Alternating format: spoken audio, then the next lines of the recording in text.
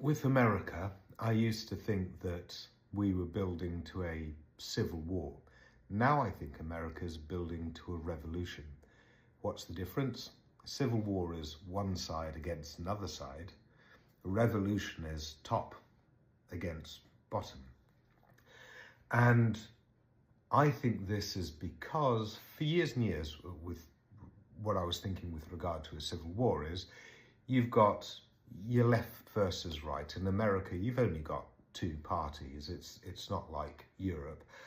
And those two sides have become so entrenched over time, with media then clearly aligning with one side or another, and the fractioning of media, meaning that people only listen to the media on their side and not the media on the other side. And furthermore, with the hollowing out of local news across America, then there are fewer and fewer spaces whereby you can have the collaborative local politics that are productive.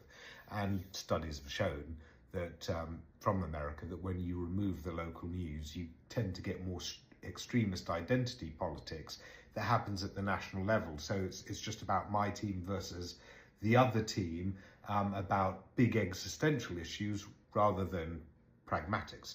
So I thought that it felt to me that America was winding up to something rather than winding down from something. And I think that's still true.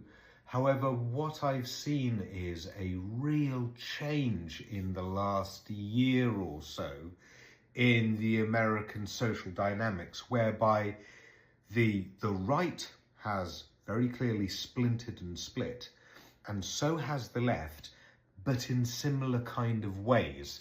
And on the left and on the right, against the same kind of power structures within their own parties and also internationally. And this is really interesting. And there is there's the billionaires and their power, which is a common factor. There's dynamics of protected power, such as with the Epstein files, that is big. And there is also a certain country and Americans as a whole reaction to that country that doesn't need to be named. So on the left, you can now clearly see with not just with the way that the last election was lost and the accusations that Kamala Harris didn't stand up enough against Israel, but then also since Mamdani has come along in New York, the biggest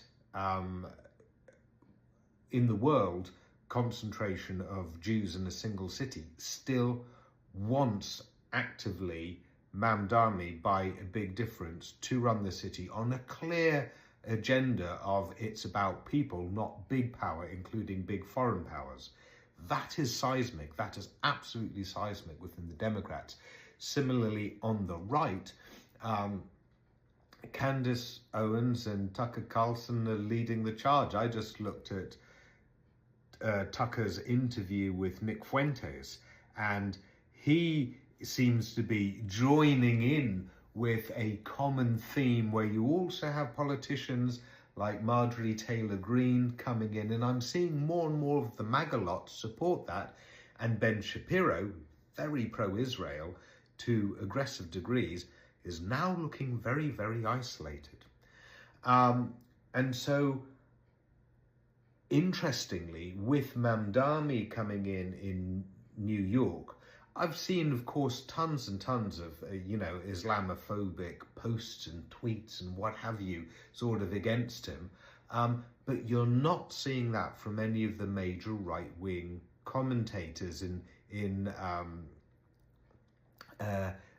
around, the real new breathing sort of heart of that was also centered around Charlie Kirk and the analysis after his death of where that all came from is fascinating. And more people on the right I've also been seeing say that Charlie Kirk had the ear of Donald Trump. He could go into the Oval Office and keep that man grounded as to what the people want.